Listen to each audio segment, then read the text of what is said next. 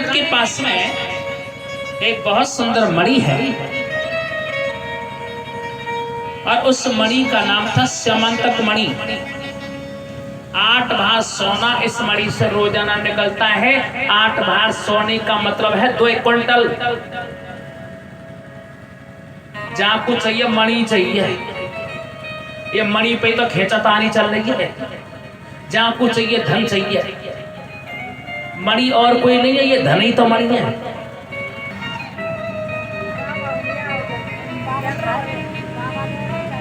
कि तुम तो घर में थोड़ी सी आदमी हो, इतना सोना लेकर के क्या करोगे सत्राजित? ये जो मणि है ना वो मेरे खजाने में जमा कर दीजिएगा। आज सत्राजित ने मणि जो है आज कृष्ण को देने से मना कर दिया। अब उसके भाई प्रसेन ने मणि को धारण कर लिया। किसी शेर ने प्रसेन को मार करके मणि छुड़ा ली और वहीं से श्री जामवंत जी महाराज निकल करके जा रहे थे। सो जामवंत जी ने शेर को मार करके मणि ले ली। ये सोचा विचार किया मेरी बेटी जामवंत के लिए खिलौना अच्छा, तो सत्राजित ने देखा। आज सत्राजित देखते हैं कि मेरे भाई प्रसेन को आज किसी ने मार करके मणि छुड़ा ली और श्री कृष्ण ही मणि को मांग रहे थे और मैंने देने से इनकार किया। कहीं कृष्ण ने ही तो मेरे भाई को मार करके मणि नहीं ले ली। और ये बात उन्होंने अपनी पत्नी से कह दी और बातों ही बातों में मेरे गोविंद के कानों तक ये बात पहुंच गई। कर्णी अज पंजना, कर्ण कहते कान को। तो कन्हैया के मन में आज बहुत विचार हो रहा है कि मैं तो प्रसेन को जानता तक भी नहीं हूं और मणि का कलंक आज मेरे को लग गया है। एक बात और बताओ माताओं भाई बंधुओं, काजल से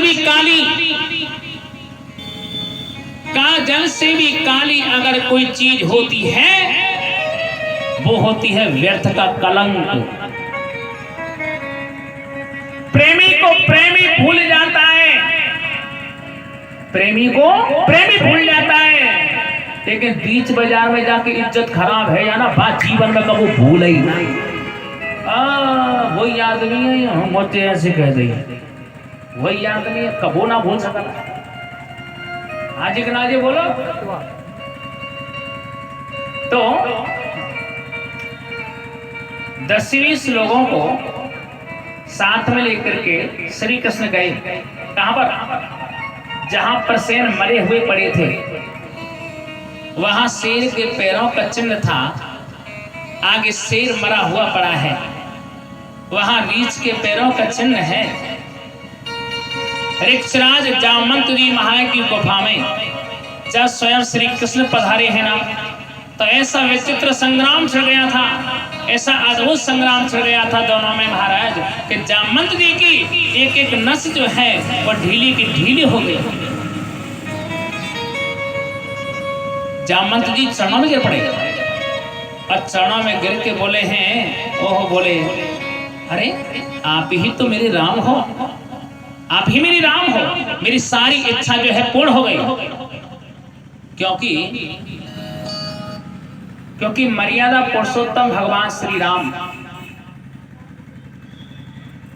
जब रावण को मार करके आए थे ना, तो भगवान राम ने पूरी सेना से कहा था कि आप लोगों के उपकार के बदले में मैं कुछ दे नहीं सकता, फिर भी आज देने का मेरा मन हो रहा है कि चलो आप कुछ वरदान तो मांगो, आपको क्या चाहिए?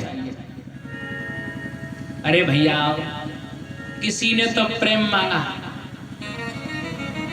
और किसी ने भक्ति मांगी और हनुमंत लाल ने तो सेवा मांगी है। ज्ञानियों में अग्रगण्य है हनुमंत।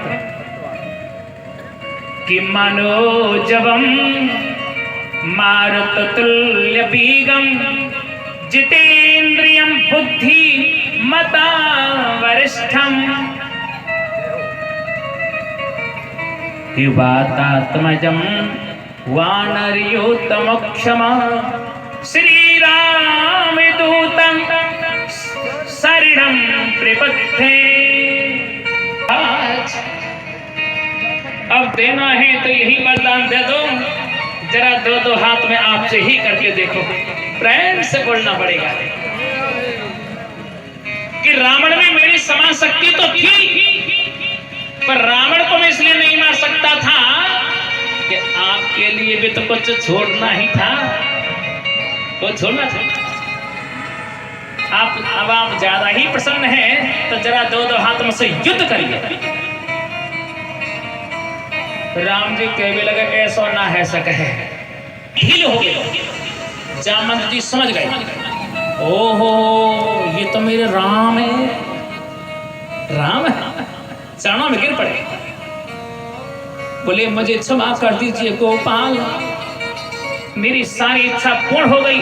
ये लीजिए मणि, अब केवल मणि ही क्या है, मेरी बिटिया को आप ही संभालिए, क्योंकि इस बिटिया की वजह से ना तो मेरा कहीं जाना होता है, ना कहीं मेरा आना होता है, और बेटी का विवाह आपके साथ में हो जाएगा तो एकांत में बैठ करके फिर मैं अपना भजन करूंगा।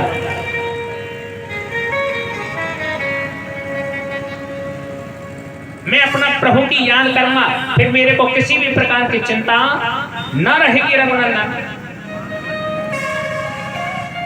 इसलिए मेरी एक अभिलाषा है, भगवान श्री कृष्ण ने